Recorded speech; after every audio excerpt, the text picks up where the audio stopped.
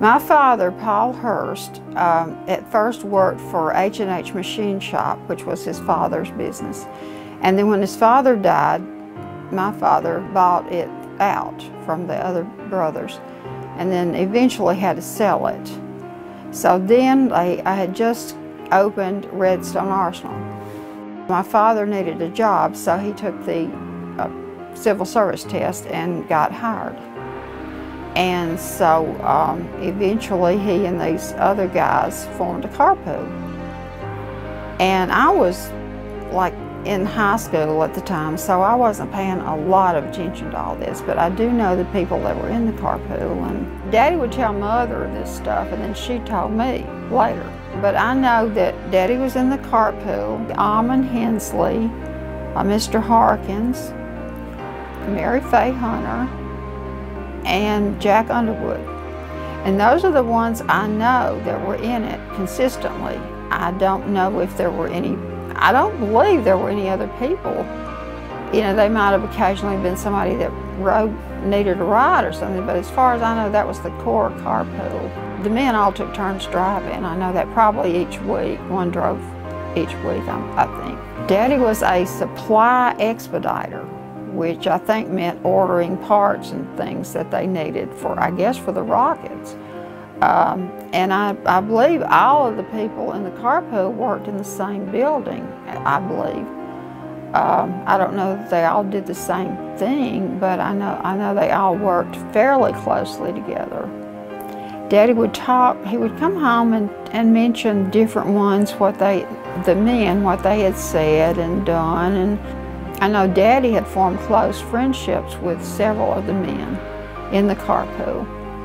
And I'm sure he was friendly with Mary Faye. He was quite a bit older than she was. I think Daddy was probably one of the older ones. Well, I know that Daddy came home one day and told Mother that the men had all noticed that she and this guy were getting friendly and that they were going off together talking to each other, you know, quietly talking. And that had struck them as odd for several reasons. For one, she was just really shy and not, you know, not that type of person. They'd never known her to do that with anyone else. And it was very unusual for her to be talking to a man, you know, one-on-one like that. And this guy was married, Daddy told Mother. And they thought that was kind of odd that he was, you know, chatting her up or whatever. And apparently this went on for a while. They didn't ever say that they saw any intimacy. They just saw them like going off in a quiet corner, you know, just talking. Was all I ever heard that they had observed. But they just knew that that was very unusual for her. Because I don't even know how much she talked to them.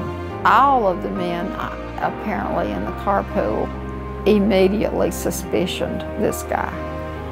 But they didn't say anything to the investigators because they had no proof. They had seen nothing except her, you know, them talking. It wasn't like they had seen anything really seen anything.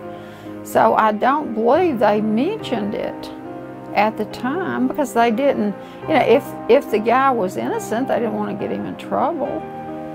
We didn't know what to think. I mean, it was just a complete shock when they found her body. Or whenever this guy eventually, I know Daddy came in and said this man had killed himself. And that just about clinched it in their minds that he was involved somehow in her death. I mean, if he was involved and then he killed himself, that would have to mean something. This is what I heard. These were the rumors that she was found and that they just had detected that she had had an abortion. And that some medical person, an EMT or ambulance driver or somebody had taken her somewhere to get an illegal abortion because it was illegal at the time. And that on the way back, she began to hemorrhage or something went wrong. And so this person panicked and just dumped her out at the river or somewhere at the river's edge. Those were the rumors I heard. Probably this man who had killed himself, if he was involved, had arranged for the abortion.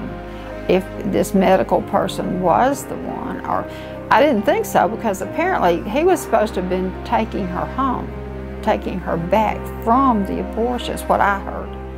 And that he panicked when she began to die or hemorrhage or whatever and just dumped her. That's what we were hearing.